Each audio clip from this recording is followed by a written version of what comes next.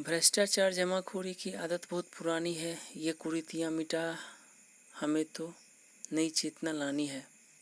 इस पंक्ति के माध्यम से कभी कहना चाहते हैं कि हम सभी जानते हैं कि भ्रष्टाचार और जमाखोरी की जो बात है उससे हम भली भांति अवगत हैं। भ्रष्टाचार क्या है ये आपको क्या है समझाना नहीं पड़ेगा। और जहाँ तक समझाने की बात है तो आप इसको सरल भाषा में समझिए कि भ्रष्टाचार वह दीमक है जो कि आज हमारे देश के हर व्यक्ति में तो नहीं कह सकते हैं, लेकिन ज़्यादातर लोगों में यह नस नस में समाया हुआ है, क्योंकि हर कोई अपना काम निकालना चाहता है। बाकी दुनिया दूसरे का काम हो या ना हो, बट अपना काम निकालना हर कोई चाहता है। उसके लिए क्या करते हैं कि हम लोग लोभ लालच देते हैं, भैया थोड़ा इतना ले लो, मेरा काम कर दो। और ये मेरा तेरे के चक्कर में ना यह देश भ्रष्ट तो हो ही चुका है, देश के लोग भ्रष्ट हो चुके हैं। और भ्रष्टाचार की दलदल में हमारी जो युवा पीढ़ी है, यानी कि आप सब हो, ये सब भी क्या होगा, कभी न कभी इसका खामियाजा आप सबको भी भुगतना पड़ा होगा।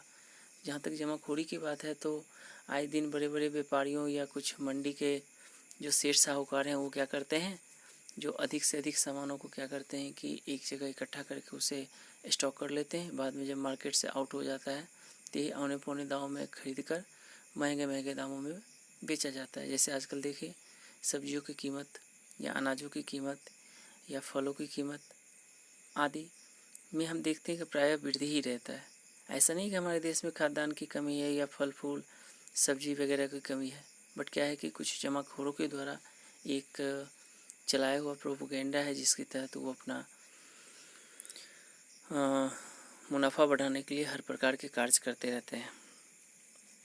तो हमें यह प्रण लेना होगा कि यह जो कुरीतियाँ हैं, कुरीतियाँ का मतलब क्या होता है कि जो यह बुरा रिवाज है, इस रिवाज को मिटाने के लिए हमें समाज में या हमें अपने अंदर या हम अपने आसपास के जो परिवेश हैं वहाँ पे एक नई चेतना यानी कि जागृति लाने का प्रयास करना होगा।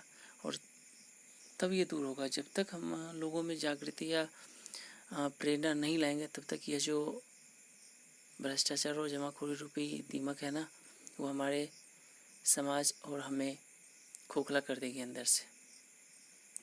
एक घरौंदा जैसा आखिर कितना और ढहेगा। जैसे घरौंदा मतलब होता है मिट्टी का घर, और वह मिट्टी का घर प्रायः हम छोटे जब हुआ करते थे तो मिट्टियों के ढेर में वह घर बनाया करते थे।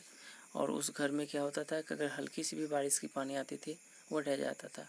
तो कुछ इस तरह से हमारे देश की भी स्थिति पहुंच चुकी है, क्योंकि हमारा देश भ्रष्टाचार और जमाखोरी के दलदल में इतनी बुरी तरह से डूब चुका है कि उससे बाहर निकल पाना आसान नहीं होता है।